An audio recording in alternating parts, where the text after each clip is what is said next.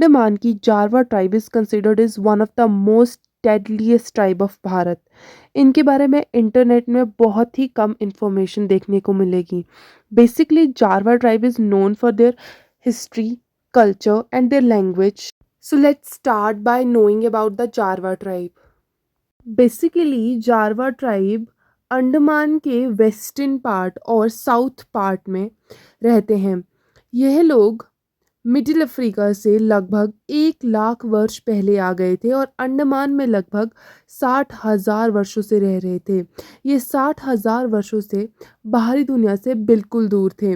ये बाहरी लोगों से मिलना जुलना बिल्कुल भी पसंद नहीं करते थे, पर धीरे धीरे उनमें ट्रांसफॉर्मेशन आया और वहाँ के स्थानीय लोगों से वो कुछ हद तक फ्रेंडली हो गए थे और जो उनका एक एग्रेसिव नेचर था वो काफ़ी हद तक कम हो गया था। But the question is how did this transformation came into these tribe. के पीछे भी एक स्टोरी है। 1997 में एक 14 साल का लड़का था जिसका नाम हिनमैन था। वो मिडिल अंडमान में गांव के पीछे नाले में पड़ा मिला था। हैनमैन को पुलिस प्रशासन और स्थानीय प्रशासन की मदद से GB Pant hospital port Blair में लाया गया और उसका वहां पर 6 महीने तक इलाज किया गया।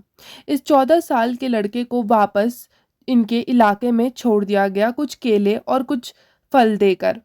इसके कुछ समय बाद जारवा जनजाति का एक समूह मिडिल अंडमान के गांव में देखा गया और ऐसे कई जारवा जनजाति के समूह मिडिल अंडमान के गांव में देखे गए थे। कहते हैं उनके लाइफस्टाइल के बारे में कि वह कैसे रहते हैं, उनका खान पान क्या है, पहनावा क्या है और रीति रिवाज क्या है। यह कृषि के बारे में कुछ भी नहीं जानते हैं, परंतु अब यह कुछ कुछ उगाने भी लग गए हैं। यह जंगली सूअर का शिकार करते हैं और मछली मारते हैं, जंगली कंद मूल इकट्ठा करते हैं, हनी शहद इकट्ठा करते हैं। जारवा जनजाति का पहनावा बहुत अलग है। वह कौड़ियों के वस्त्र बनाकर पहनते हैं, पाम ट्री के छाल पहनते हैं और शेर की छाल पहनते हैं। जारवा जनजाति के लोग टैटू के भी बहुत ज़्यादा शौकीन होते हैं। वह सफ़ेद मिट्टी और लाल मिट्टी से टैटू बनाते हैं और उनका टैटू बनाने का भी कुछ स्पेशल पैटर्न होता है।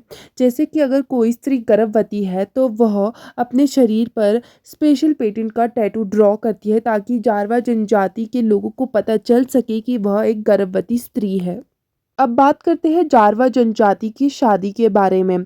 जारवा जनजाति की शादी बहुत ही सिंपल होती है और उनमें शादी को लेकर कोई ऐसे रीति रिवाज नहीं है।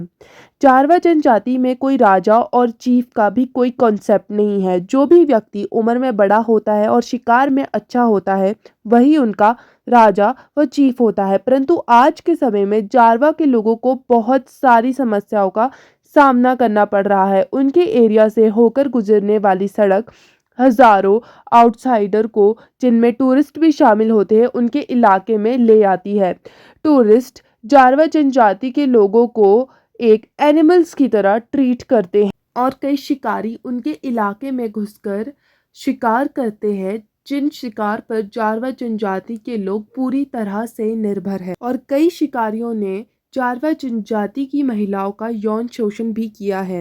यद्यपि सर्वोच्च न्यायालय ने 2002 में आदेश दिया था कि जारवा अभयारण्य से होकर गुजरने वाले राजमार्ग को बंद किया जाना चाहिए, परंतु आज भी उस राजमार्ग को खुला रखा गया है। कई ऐसी संस्थाएं हैं जो इस राजमार्ग को बंद कराना चाहती है ताकि जारवा जनजाति के लोग अपना जीवन यापन अच्छे से कर सके और उनका शोषण ना हो पाए।